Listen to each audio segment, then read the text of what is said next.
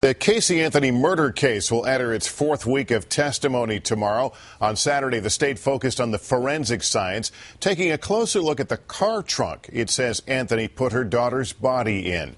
NBC's Kerry Sanders has the latest. On Saturday, Casey Anthony buried her head again as more photos were displayed to the jury. Crime scene pictures taken in the woods where her daughter's skeletal remains were found. The jury has seen pictures as a CSI agent scooped Kaylee's skull from the swampy Orlando woods, just a 5-minute walk from her home. And now they've seen a high-tech rendering of Kaylee's photo superimposed over her skull. Duct tape then placed over her mouth and nose, just as prosecutors allege Kaylee was killed by her mother, who's seen smiling in the picture. This demonstrates that a single piece of duct tape, and the testimony will show there was 3, was sufficient to be placed over the nose and mouth of Kaylee Marie Anthony, thus ending her life. Casey's defense argues the jury should have never been allowed to see this. This disgusting superimposition is nothing but a fantasy. Prosecutors are now presenting highly technical scientific details. The Megacelia scalaris is it likes to feed on about anything. Those are bugs. Prosecution experts testified the maggots and flies in the car's trunk prove Kaylee's decomposing body was once there. And despite defense suggestions her body was moved several times, it went from the car's trunk into the woods, where it remained for months. Prosecutors have indicated they have only a few more days of testimony to present. Then Casey Anthony's attorneys can begin to present their defense. They allege there was no murder.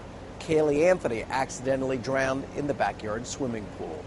For today, Kerry Sanders, NBC News, Orlando. Beth Karras is a correspondent for In Session on True TV and a former prosecutor. Beth, thanks for joining us. Good morning. Let me first ask you about this superimposition of Kaylee's face over the skull. How hard did the defense fight to keep that out? Oh, they fought very hard, Lester. In fact, they feel it will be a point on appeal if there's a conviction in this case. However, the judge said, this jury has seen photo after photo of the skull, and this is really not that grotesque. It helps to illustrate the witness's testimony about the duct tape fitting over the mouth and nose. There wasn't just one piece. There were a few layers of duct tape, the prosecution will argue.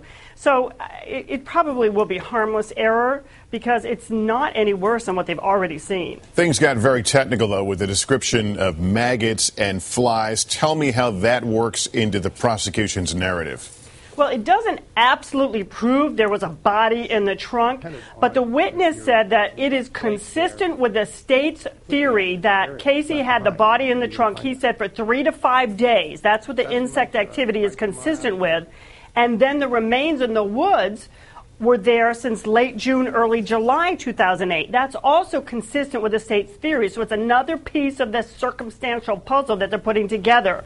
And it goes along with the odor of decomposition and the root banding on the hair, which indicates decomposition also found in the trunk. The accusation here is this was premeditated, but if the body had been in the trunk and then suddenly is in a field, doesn't that suggest that this was happening at the spur of the moment? Doesn't it play against the prosecution's theory? Well, just because Casey, if she did it, may not have known how to dispose of the body didn't mean she didn't premeditate killing her daughter somehow. And premeditation doesn't have to be days and weeks of planning. It can be pretty quick, the planning. In addition, there's a theory of first-degree murder that may also go to the jury called felony murder. If the jury believes aggravated child abuse was committed by taping the mouth of her daughter or giving her chloroform, and then she died in the course of it, then that's not premeditation, it's felony murder. The jury could possibly consider that as well, and she could face a death penalty for that, too. And, Beth, I've got to ask you about the big lines we've seen outside this courthouse, people clamoring to get inside. What do you attribute the tremendous interest in this case to? Well, we usually don't see that, Lester, when the case is televised. But here, this community was involved in the search. Many of the people who are lining up feel they have a vested interest in the case because they participated for months in the search for little Kaylee. But then there are tourists who are coming to Disney World who are also taking a detour to the courthouse because it's really very interesting to be in the courtroom and eyeball Casey yourself and watch the jury, which the camera can never show. So they want to feel a part of that. People are little armchair detectives, too, and people are trying to figure out how it happened and why it happened and whether she did it. Well, we appreciate your coverage and also your willingness to talk with us about it. Beth Karras, thanks. My pleasure.